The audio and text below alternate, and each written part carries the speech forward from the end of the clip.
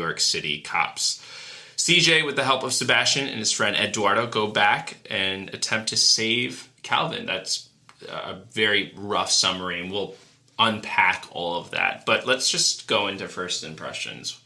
What were your thoughts as soon as this was done? Well, one, I have to say, I really appreciated how authentically the dialogue between two high school students were. I thought that was, as someone who used to teach high school, I was like, yeah, these kids are cussing, but they're also brilliant and super smart, which is not really what we see in a lot of high school movies. We'll see, like, the drinking, partying, and having sex, but we won't be like, fuck you, bro. Like, we don't really see a lot of that, like, very rich, authentic kid dialogue. So it felt very authentic. I love the neighborhood. It was set in Brooklyn or Flatbush. I really enjoyed where the scene was set. I enjoyed the storyline. There was something a little bit exhausting about the main character, CJ, goes back to the past about 5 times. And every time something different happens, but I don't know, in between time 4 and 5, I was just kind of like, it felt like it was getting a little like, okay, where's this going? Because, I don't know. But I really enjoyed how they set the stage for the movie, for sure. My first impression was that this is very much of a science fiction movie, and the fact that it knows that it's a science fiction movie. The director knows that they're making a science fiction movie, and they also know that they're making a time travel movie. So, for example, one of the teachers in the movie is actually Michael J. Fox. You were like, oh, Marty McFly. I was like, whom? Right. That's why I felt you were being dishonest when you said, I have seen Back to the Future, when you don't know who. Anyway. I know the reference. I know, like, the Great Scott and the DeLorean. I've seen it's a cultural icon. What's a cultural phenomenon. So you understand its cultural significance through the transmutation of just living in America, but you haven't seen it. Anyway, point being, Michael J. Fox shows up and says the phrase "Great Scott," and he's also... And Ben jizzed his pants, yeah. Yeah. I was very excited, especially because he's suffering greatly, and he's still out and about doing things. Good for him. The characters in the movie are actually reading science fiction, so one of the characters is reading a comic book called Black, which is relevant of the past month because this comic book is about a world in which only black people get superpowers, which was supposed to happen, right? On the 21st of December. The 21st. I think it's still in the mail. My powers are. Yeah, I think that was also when there's going to be some sort of alignment with the planets or something. Yeah, I think with the coming of the alignment marked the superpowers. Right. Like when the alignment occurred, we were supposed to get superpowers. Yeah. I read that comic book a while ago. It came out, I think, in 2016. And it's such a great comic book. And it deals specifically with the black experience in America. Because if only black people got superpowers, they're not using their superpowers to go about saving the world. They're using their superpowers to go about just surviving in the world because they still face a lot of discrimination. Oh yeah, we gotta read that. It's really freaking good. The point being, the director knows that they're making science fiction and loves science fiction as well. Also, Michael J. Fox, who is the teacher at the high school, he was reading Kindred as well. Right. Which he said that. And A Brief History in Time by Stephen Hawking. CJ was reading that. Right, exactly. So he's saying, like, hey, I'm a science fiction nerd. I love this stuff. I want to add something to the megatext. In science fiction, they use this term megatext, referring to all of the literature or film that refers to science fiction. So very much aware of itself, but then it's adding something, very, very new. So yeah, let's get into some of the characters. We have C.J. Walker, which you were really excited about her name because her name is a reference to... Madam C.J. Walker, who is a scientist. We never think about it like that because it's like first black woman billionaire, made hair care products and things like that. But if you're making products for hair and enhancement, that's science. So I was really excited about that they did that. Yeah, CJ is all about her science. She also runs this side hustle where she fixes people's computers and gives them new batteries and analyzes new problems that people bring to her. Which again, so high school. Like so many high schoolers have a side hustle, like selling candy out of their locker. Yes, so it's really nice when you see, or selling papers that they wrote for other people. So it's cool to be like, oh, she's not. Did that in high school. Just using her. You wrote papers for other people? Yeah, they gave me money. Well, actually, they gave me beer. Benjamin. One of my neighbors gave me beer. So yeah, I wrote a paper for. I think I wrote a paper for one person, and it was my neighbor. Gotcha. So you didn't get So you weren't a businessman with it. You could have been a businessman with the shit. Yeah, maybe I was like someone who saw an opportunity and took that that basic opportunity. But I do remember there was like the lemonade kid who would always bring like lemonades to practice and was just selling, upcharging them 100% and always making a little bit of a profit. Oh my God, did you remember? He actually killed himself though, so that was sad. I don't know if it was the lemonade or... Ben. Sorry, gallows humor. People don't know you like I know you. Do you remember the black kid, I think he was an elementary or middle school kid, that was selling N-word passes to other white students? It's like, buy a pass for me and you can say the N-word. Which is... Kids, hilarious. Kids know how to hustle, but CJ Walker that definitely has consequences, but a hustle nonetheless. CJ Walker's hustle is a little bit more intelligent and noble, and in the book, and then Sebastian. CJ Walker in the film. Yeah. Gotcha. So CJ and Sebastian, they work out of Sebastian's grandpa and grandma's house. Grandma and grandpa are really funny and sort of hound Sebastian for liking CJ, but they're actually just friends and they remain platonic throughout the entire story. Let's get in. I want to talk a little bit more about CJ's personality because you are presented to her as this sort of rough, tough young woman who takes offense at any little thing, right? But I was thinking about some of the things. For example, there's Eduardo, who's like this goofy friend of Sebastian's who ends up helping them throughout the story. But when we're first introduced, like Eduardo is hitting on CJ and like at one point comes up to her and like slightly taps her on the arm and she's like don't fucking touch me type of thing. And I think she actually threatens to hit him. Oh no, she does threaten to hit him. Oh yeah, this girl is tough. She's like, I will fuck you up. Don't fucking touch me. It is that attitude that gets her in trouble multiple times. But I stand that is her persona because people are always trying her. Yeah, and Eduardo like fucking put his hands on her. He like slightly like touched her arm. It's like, don't you like invaded my personal space. Mm-hmm. The other interaction we see fairly quickly is that she runs into an ex who is like bullying Sebastian and she like ends up Jared, and she ends up like yelling at him and getting in Jared's face. And it is that like juvenile relationship that drives or ignites rather the plot. Right. The conflict. Yeah, the big part of the conflict. And then the third instance where we see that CJ is not someone to be messed with is that she gets into an argument with her older brother, Calvin, who is 19 years old. He's graduated, but is just working at sort of this, I think it's like a Subway shop, and not really going anywhere, but really wants her to control her temper because he recognizes that her temper is going to get her in trouble at some point. It gives us a nice setup because it points out that CJ, don't fuck with her, she's got a temper, and she's also the main character of this. Let's get into Calvin because... Her brother, because you were saying like, I know so many... people like Calvin, right? Calvin was played by this upcoming rapper named Stro or Astro. He was such a great performer because he's a great example of someone who I feel like played themselves in the movie. Like everything that he said, how he carried himself was I was like, oh my God, I've dated that guy before.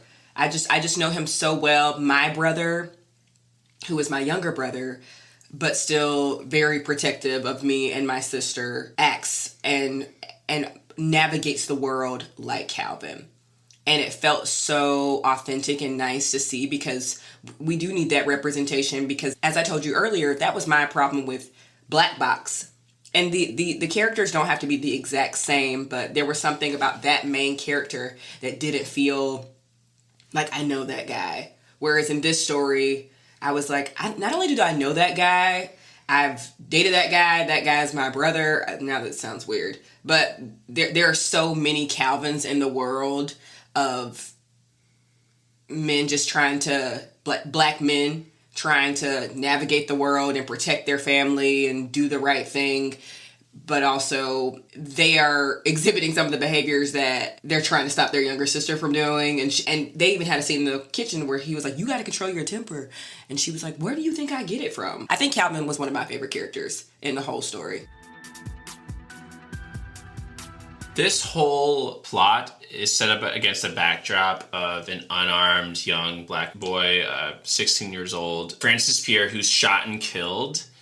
And you're getting this underlying tension throughout the film. For example, Calvin and CJ, within the first 10 minutes, are arguing on the streets, and these cops sort of come up and are just harass them, right? Mm-hmm. Because CJ and Calvin are arguing. They're literally like any brother and sister shouting at each other. And cops are. Yeah, cops are assholes. Mm-hmm. And are just bored or whatever. So they come up and immediately like phones come out and start recording this, mm-hmm. and being like, this is the new normal. Yeah, this is the new normal. We're going to record you. And so that's sort of the background. And that's where I think this film does such a strong job, is that you're like, hey, we're going to tell you a traditional time travel story. You're going to go back in time, and they're going to show the butterfly effect. You're going to reference Ray Bradbury, which is you go back in time, you do one little thing, step on a butterfly, you go forward in time, everything's changed. You're very much situating this story within a traditional science fictional setting. But then you're sitting against a backdrop of today's like modern ills, like cops harassing mm-hmm. black folk. So that's where it did like a really, really powerful job. But let's get into some of the themes, because a big idea here is about fault and guilt. And CJ, essentially they go back in time with her friend Sebastian, and CJ decides to get back at her ex-boyfriend Jared by throwing a slushie on him, and which is exactly what a high schooler would do. Right. A high schooler would time travel to get revenge on their ex. It's like, wait, never mind that we just changed the world and created infinite possibilities. Let me go throw a slushie on my ex. Like that, because I remember that happened. I was like, what are you doing? Oh, you're a teenager. It's a great scene, but Jared ends up running after CJ and Sebastian and getting hit by a car and breaking his arm. Mm-hmm. And because in the first jump back. In the first jump back. And then because of that, Jared goes to confront CJ's brother Calvin at one point. And because of that confrontation, Calvin leaves this cookout, and when he's leaving the cookout, it happens to be at the same time where a bodega has gotten robbed, and he is mistaken as somebody who's robbed this bodega. He's shot and killed. By the way, that whole scene, like the funeral, very, very emotional. And what you see right before Calvin getting shot is the screen just going blank, right? Mm-hmm. So the first time she jumps back, Jared is hit by a car, Calvin is shot and killed, fade to black. Fade to black. And then that sets up the plot where CJ and Sebastian go back, try to change. But every time you go back, you're seeing a little bit more of Calvin's story, and you hear a little bit more of the conversation he's having with his friend right before he's shot and killed. So structurally, it is brilliant. Mm-hmm. But something that I found fascinating about this story is that CJ feels really guilty, or feels empowered that she can go back in time and change the fate of her brother Calvin. And it made me think of this short story once called The Venus Effect by Violet Allen, who is this brilliant writer. I really hope she writes other things. But in this story, it is about a superhero, a black superhero, who, despite all his superpowers, despite all his saving, keeps on getting killed by a cop. And so it's this meta fiction in which the writer is telling you, oh, you want a black superhero? Well, wonder if the black superhero did this thing. Oh, the story's gonna end with the superhero being shot and killed. It's a social commentary on the people who are like, well, why didn't you just not wear a hoodie? Well, why didn't you just... Exactly. Why didn't you just show your ID? Why didn't you just... No, I would have been killed because I am black. Right, so you think, like, the film sort of plays a trick on you. Because you think CJ is the one to be blamed for this. Oh, CJ didn't go back and throw a slushie on her ex-boyfriend Jared. Oh, if she just went back and sort of got to her brother in time before he confronted the cops. If she would have went back and stopped the robbery. Right. And so or she goes back and tries to stop the robbery from happening so that then they don't run and the cops are not called. But you're like, oh, this actually won't change anything. Very soon you discover that her brother is almost like destined to die, right? And so it plays with this idea of fault and guilt and asks this question, is your destiny already charted? This is one of the shocking moments. My jaw just dropped. So basically, after the third time... Huge spoiler alert. If you haven't already been completely spoiled. They're going back in time. CJ and Sebastian are trying to save. And then they save Calvin. But the way they save Calvin is Sebastian ends up being shot and killed. And so... That was so clever of them to do. Because it was like another black kid. They're like, we're going to kill this black man. Like, we have something to say about the attack on black men at the hands of police brutality, so we have to do this. That scene, my jaw just dropped because I thought they were just going to keep on going back in time, sort of your standard time loop movie, where they're going to keep on trying something until it works, or they realize that it's never going to work. But instead they go back, it does work, they make it work, but Sebastian is killed. Her friend is killed. Sebastian's death raises the stakes. You know I love stakes, but... we got to know Sebastian a lot more intimately as a character. Obviously, Calvin's death first was pretty impactful, but we still didn't know Calvin as much, so it wasn't quite like the first time Sebastian died for me. Because at that point, we had gotten to know Sebastian's family. We knew Sebastian's parents had died, and his grandparents were taking care of him, and he's this, like, young scientist, and he's always... sort of let CJ shine with her very strong opinions. He sort of faded in the background. I wouldn't call him a sidekick or anything, but he was continuing to caution CJ, like, let's think through this. Let's be smart about this. And she'd be like, no, I'm going in. And that guilt felt more closely linked and connected, as opposed to when Calvin died. It's like, well, if I didn't throw the slushie on Jared, who got hit by the car, who then went to the cookout. So there were a couple of leaps and gaps in between, I don't know, that guilt line. Whereas Sebastian died because you were in the thick of it. Obviously, it's not her fault, but it felt a little bit more sharp and direct. Right. So the way Sebastian dies is that one of the methods that CJ attempts to prevent her brother from dying is to prevent the robbery. But when she goes into the robbery, Sebastian's previous self sees CJ inside the bodega, comes in and was like, what are you doing here? While the Sebastian that is with her is standing outside. So you get these like dual Sebastians. But the Sebastian in the backwards in time ends up being shot and killed by the robbers. And when he's shot and killed by the robbers, he goes outside of the bodega and sees his time traveling self. And it's really disturbing because as the Sebastian in the time travel self starts to die and bleed out, the Sebastian in the future self is like coughing up blood as well. And it's really like effective because as this is happening, CJ is like sobbing and saying like, it's my fault, it's my fault. But then again, you as a viewer, you start thinking like, no, it's not CJ's fault. Like, why do people rob bodegas? Oh, because they don't have jobs, or they don't have the education or they weren't provided the opportunity. Everything that happens is really out of CJ's control. And that is a big part of the film, and it requires you to think about that. And also, she called in the robbery to the police. They didn't come. So I think it said something about that too. It's like, not only are you policing these neighborhoods, but when we actually need you to come, you're not there. They did that so brilliantly. That was very authentic. She's like, I called NYPD 5 minutes ago and they're not here. Like,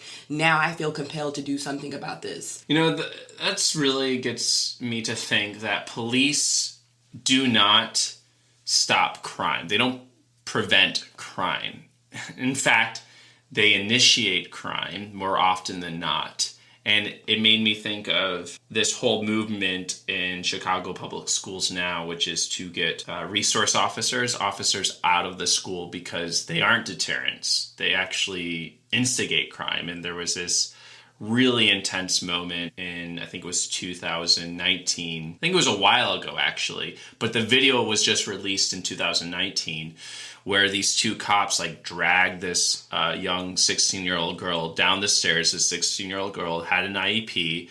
And when you watch the video, the 16-year-old girl tries to walk away from one of the cops, and he just grabs her and drags her down the stairs. Really has pushed forward this whole movement to get cops out of the school, because you see them as violent instigators. So anyway, that's, again, what this story does really well, is that it is contextualized in this present day moment of Black Lives Matter, the killings of unarmed Black men. But it's not just the killings that this movie shows. It's just the daily harassment. The daily harassment.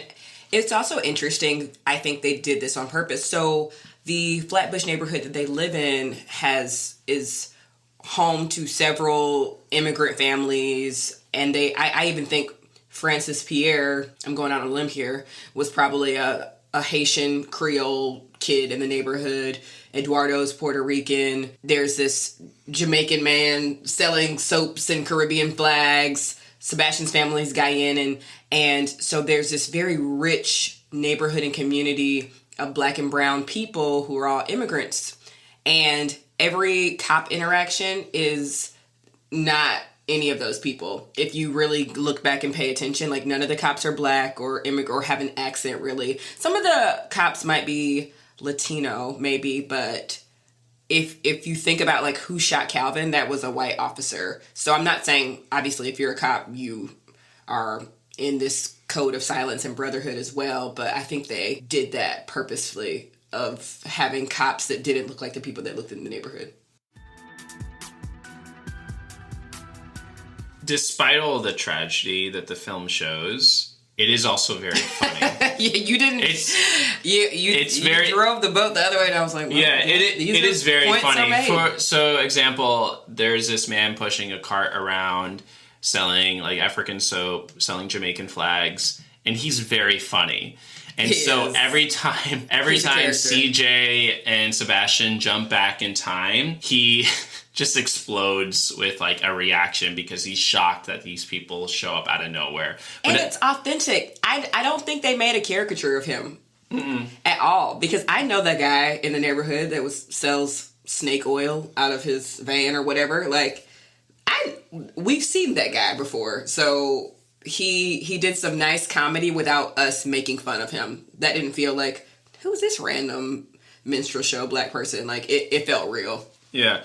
Also, you have Eduardo, whose character, but Eduardo is very much a high schooler. 40 Eduardos. Yeah. Not this actual name, but you have kids like that. I remember visiting your school goofy. And being I know what these kids he's very, very goofy, but also somewhat of a nerd. One of his most prized possessions is this sort of technology that he's created.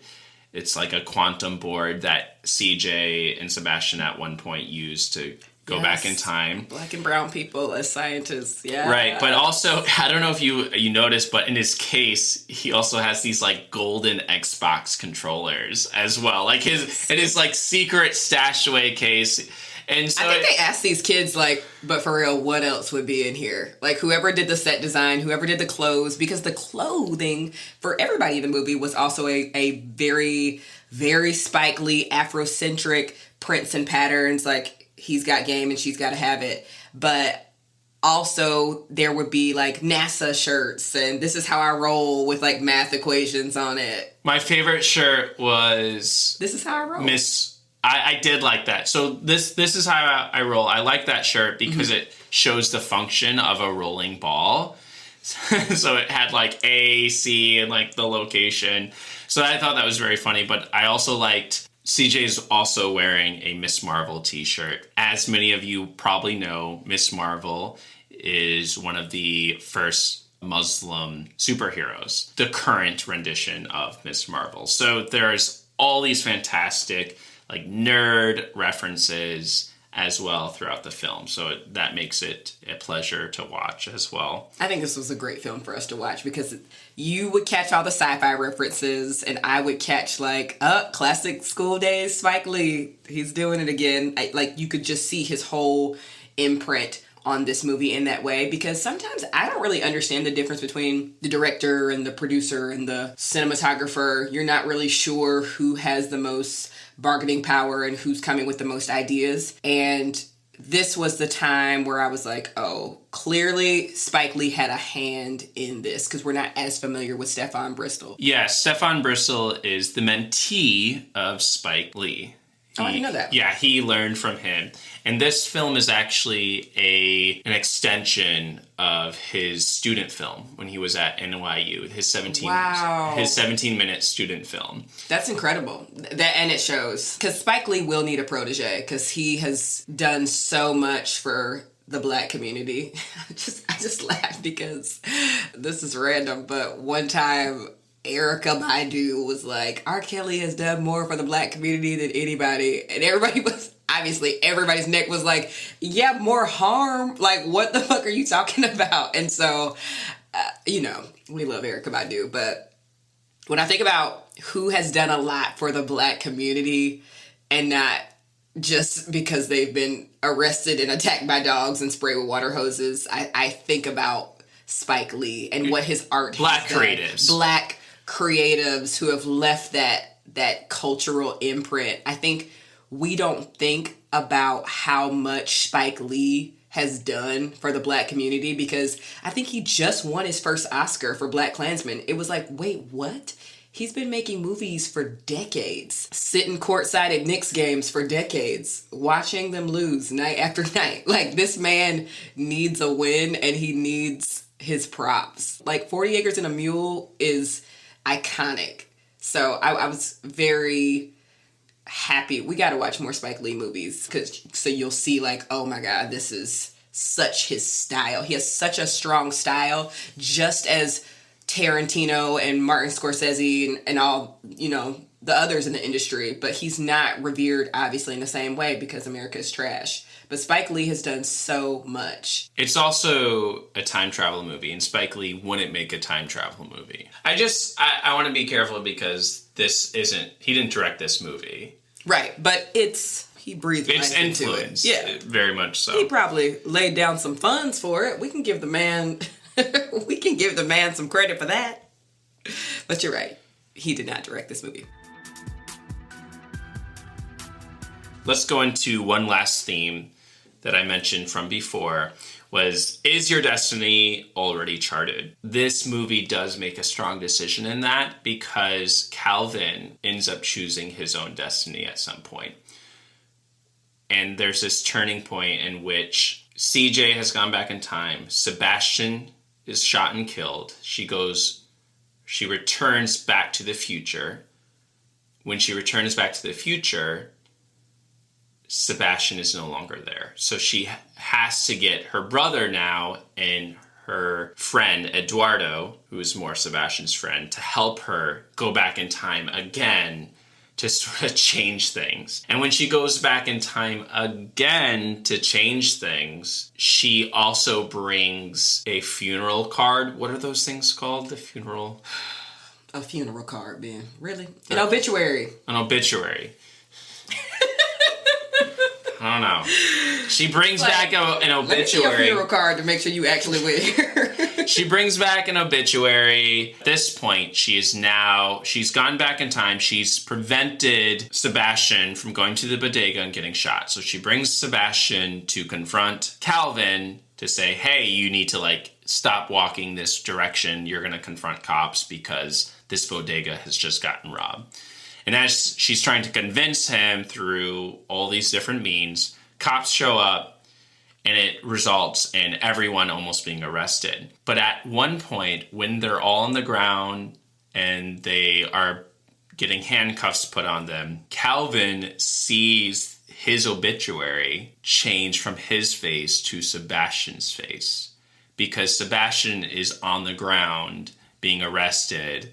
And they're all it's chaotic, it's slow moving camera, it's very emotional. So Calvin stands up to prevent Sebastian's face from ending up on the obituary and changing that picture to his face. And so that sort of is a strong decision, right? It is. And it's also that I choose my own fate. I know that my little sister's friend is going to die, but I now know that I can choose my own fate. So he gets up, he gets shot, and you have to extend your disbelief. But for some way, which didn't make sense, some way after he gets shot, CJ and Sebastian run away from the cops to jump back through a wormhole. Because the way they time travel is they open up a wormhole in a very specific space, so that you have to go back and forth between that space. And there's all these weird confinements that sort of don't make sense because it's time travel. And yeah, you're overthinking it. You don't want to trust me, it is fun to overthink time travel movies. I don't want to do that because no matter how much you overthink it, it doesn't always work. And as a viewer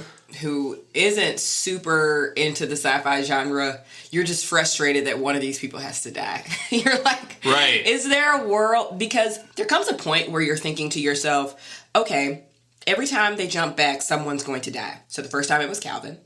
The second time it was Sebastian. So you're thinking to yourself, the next time they jump back, someone's going to die, but can we make it not these two people? But no, you can't, because these are where the stakes are. CJ's the protagonist. If someone not as essential to the story passed away, she would leave that there, and then it would be well, that's still pretty messed up, CJ. Because even when Jared got hit by the car when she went back, she wasn't super sorry. She's he got hit. He's fine. All he has is a broken arm. And we're CJ, what the hell?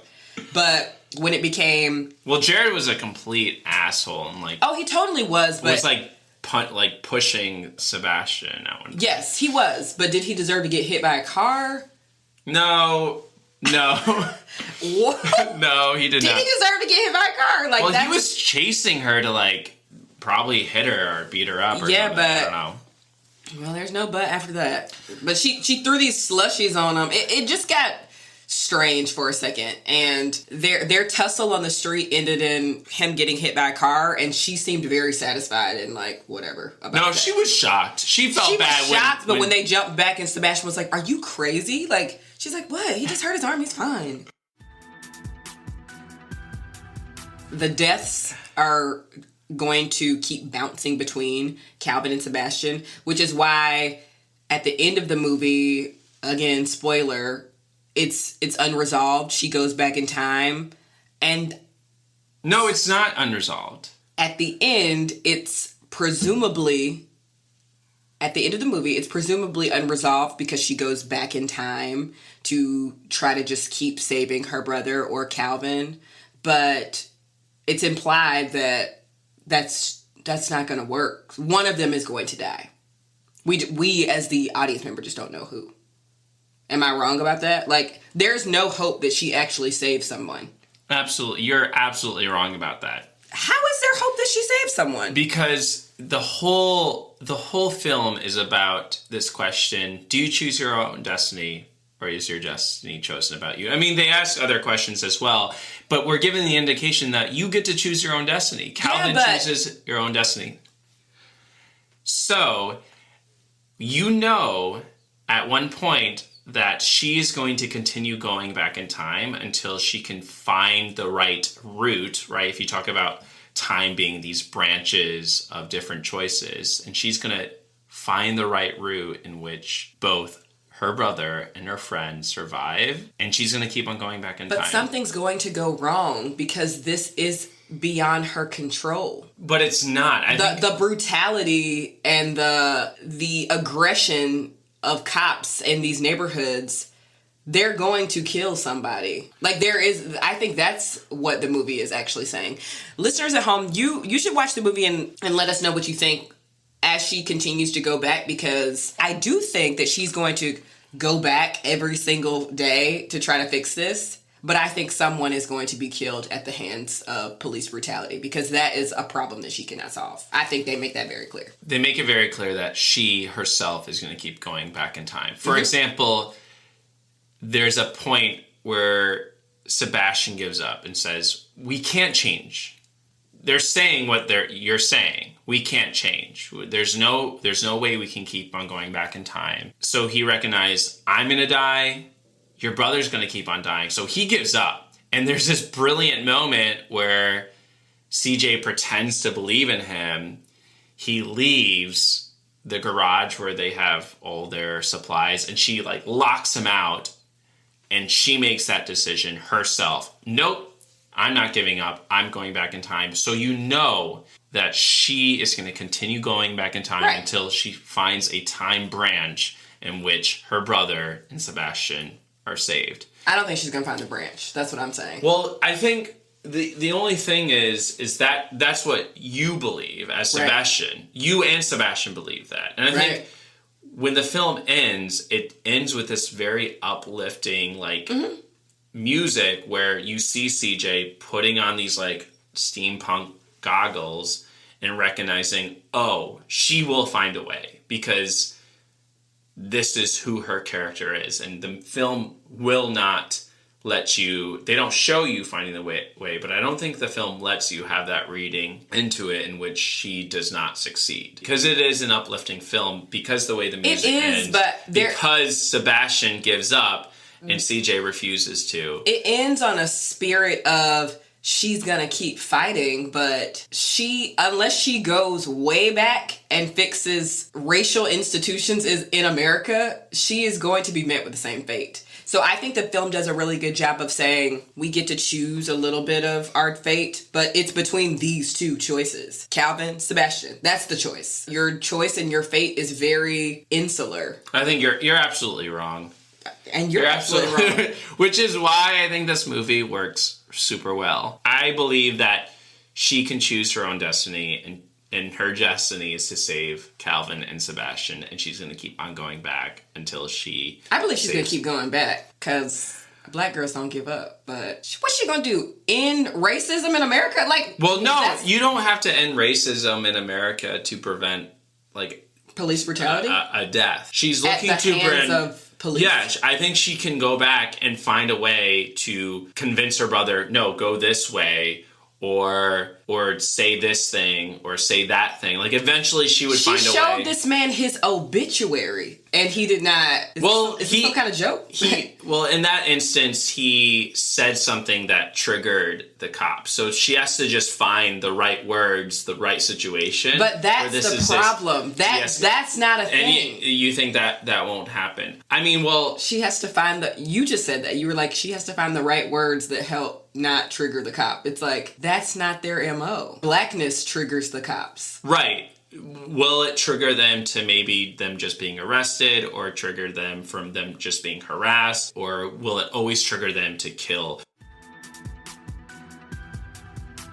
This is a sort of I guess the sigh of the movie. I would like this to be more I think if she goes back and they have no interaction with the cops, she can do it. Right, yeah. I think she can find a way to get out of this situation. But there has to be zero, she needs to jump back a week and force everyone to stay inside. Well, here's... because if a siren goes off, someone is going to die. Right. So that's sort of a big sigh of this, is that for them to go back, they need to create, enough, antimatter or whatever. So they're only able to jump back so many days. And so every day that passes, she needs like a stronger like quantum device to go back further. Back once a day. Yeah, she can only jump back once a day because then it has to recharge. So every day, so it's going to get harder to jump back. Yeah. If you think about it too much, she's losing people because Sebastian's no longer there to help. CJ's not there to not CJ. Calvin's not there to keep her level-headed. Anyway, so you're actually starting to lose faith that she. Well, no, I don't disagree with that. It's more of a sigh that the logistics of the time travel don't really make a whole lot of sense. I agree with that. The other, so let's jump into size. Logistically, the time travel, the way it works is that you need some sort of energy. And then she gets some sort of device from Eduardo that allows them to have more energy to jump back further in time because they can jump back one day, but then the next day they need to jump back 2 days, and then the next day they need to jump back 3 days, so they need more and more energy each time. But that doesn't really make sense because once they get this quantum drive from Eduardo, they have it, but then Eduardo will forget that he's given them the quantum drive, so that quantum drive no longer exists in their backpack. This is your right. It doesn't techno babble or whatever. Space babble. Whatever. Not a huge deal. I guess. This was a good movie. I like that. Eduardo is this debate. Yeah, Eduardo was really annoying. CJ, the way that she convinces Eduardo to help them is that CJ says, "I'll go out on a date with you," and Eduardo has been like hitting on her throughout the movie. So that was like a little strange. Like, oh, okay. Maybe she's thinking to herself, even though that was strange, one, it felt very high school. Like I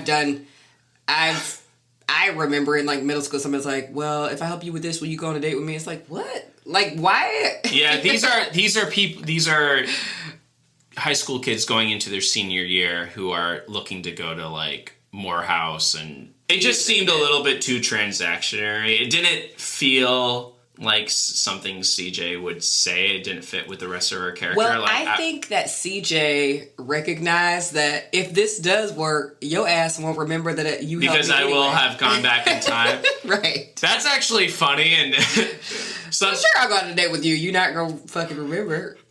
That actually fits better with CJ's character. She would do something like shady like that. I love that we're currently agreeing. Why don't you warm up the show? In conclusion, Stefon Bristol says, I am an artist who loves to make personal sci-fi movies about black characters that are laced with social, political commentary and interpersonal wisdom. Please, Mr. Bristol, please make more. He's currently working on one called Breathe, which is about a mother and daughter who are forced to fight for their survival in a world in which oxygen is very, very rare. So I look forward to seeing that from him. Thanks, Ben. Thank you so much for listening to another episode of the Sci-Fi Side. Next week we'll be reading, if you will. We'll be reading Riot Baby by Tochi Onyebuchi. It's a whole intimate family story about a global dystopian narrative. No, the book is not called 2020, the musical. It's called Riot Baby. So be sure to read Riot Baby and join us for the discussion. Bye, y'all.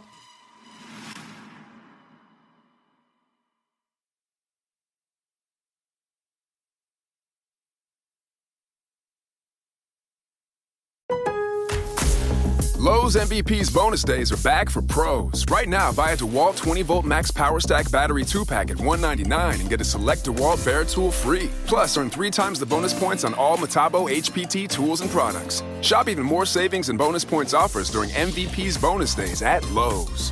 Bonus points calculated before taxes and fees after applicable discounts, if any. Valid 3/20 through 3/31. Subject to change. Selection varies by location. While supplies last. Discount taken at time of purchase. Visit Lowes.com/MVP's bonus points for details.